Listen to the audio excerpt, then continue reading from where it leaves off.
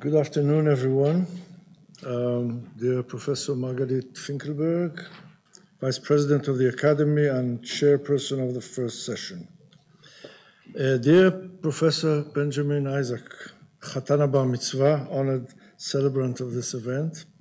Dear Professor Walter Ameling from the University of Cologne. Where are you? Over there.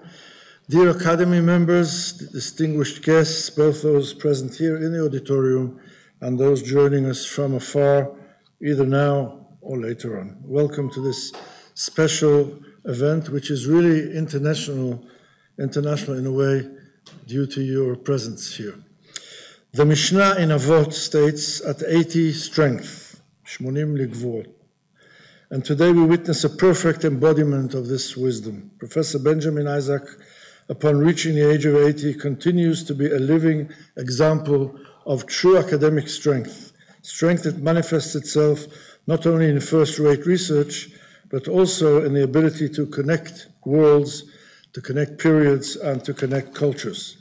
Professor Isaac's groundbreaking research on the Roman Jewish world in the land of Israel reveals to us a complex and fascinating world of cultural encounters. As a leading expert on the Roman period and its relationship with Jewish society, he reveals a rich picture of multicultural society in which Jewish, Christian, and pagan communities coexisted.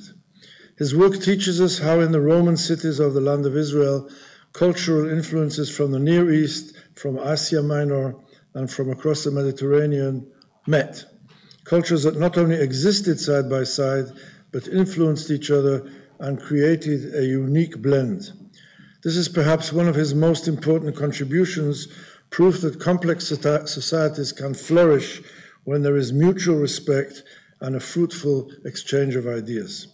Our conference today vividly demonstrates the power of science to connect people and cultures.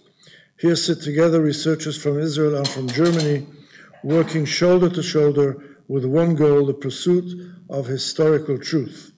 This collaboration is not to be taken for granted, and it represents one of the most fundamental values of any scientific research. However, during the present period, even as the State of Israel continues to deal with complex security challenges ever since October 7th, we are still witnessing grave attempts to use political considerations in science and research. Just 2 weeks ago, the Council of the National Academy of our Academy published a grave statement of position in which we warned of an extremely worrying danger threatening scientific cooperation between Israel and the European Union. The EU has indeed decided to carry out a re-evaluation process of its partnership agreement with Israel, which has a real potential for endangering Israel's participation in the Horizon Europe program and in the prestigious ERC research grants. The risk is not only economic. We're talking about over €1 billion in research grants in recent years, but also in diminishing Israel's status in the global scientific community. For example, it is estimated that more than 60% of publications by Israeli researchers are written jointly or funded jointly with European colleagues. And as an aside, I should mention that the official reason given by the EU for this reassessment is to check whether or not Israel is in violation of, I think it's clause number 2 in the agreement, which talks about human rights. So there you have, whether you like it or not, a direct connection between what is going on in Gaza and this issue. Whether you like or don't like what is going on in Gaza, there you have the connection.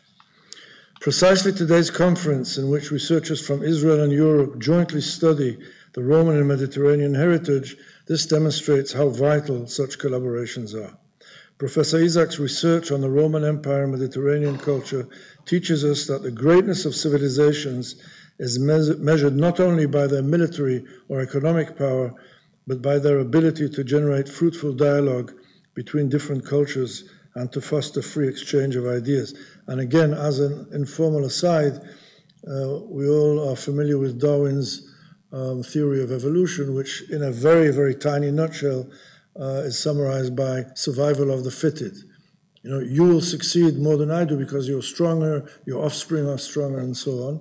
There is another theory which is being developed in the last recent years, which is a little different, and instead of survival of the fittest, it's called survival of the fitted, that you will survive because you're better fitted with the environment, you collaborate better, and so on. So it's not exactly competing, but it's interesting to note that generating fruitful dialogue is so important.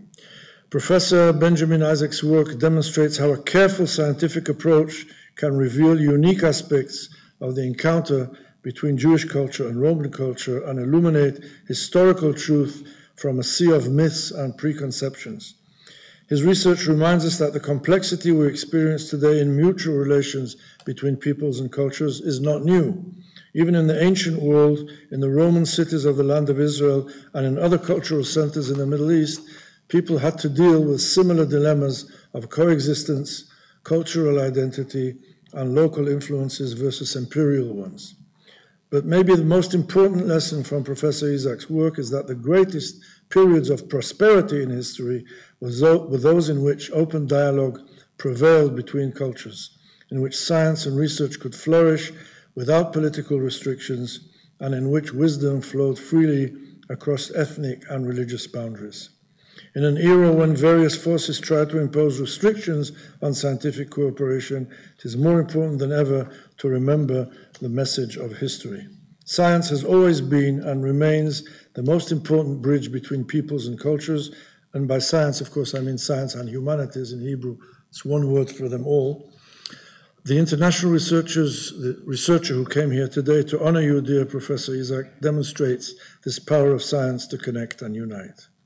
Dear Benjamin, your contribution to historical science extends far beyond research discoveries and academic publication. You teach us that history is not just a dead past, but a living source that illuminates the path to the future. Your research on the multicultural world of antiquity provides a model and vision for a modern society seeking ways for fruitful coexistence. Fruitful. Inspired by the words of the Roman philosopher Seneca, according to which no day passes without gaining something from it, and I will not attempt to say that in Latin or in Greek, even at the age of 80, you continue to learn and teach, to open new windows to understanding the past and illuminating paths to the future. I'd like to thank all those involved in organizing this important event, and especially the dedicated Academy staff. Special thanks to the international lecturer who came from afar to participate in the conference in your honor. So on behalf of the Israel Academy of Sciences and Humanities, on behalf of the Israeli and international scientific communities, and on my personal behalf, I wish you a happy and blessed birthday, strong health, and continued fruitful and meaningful work for many years to come. Thank you very much.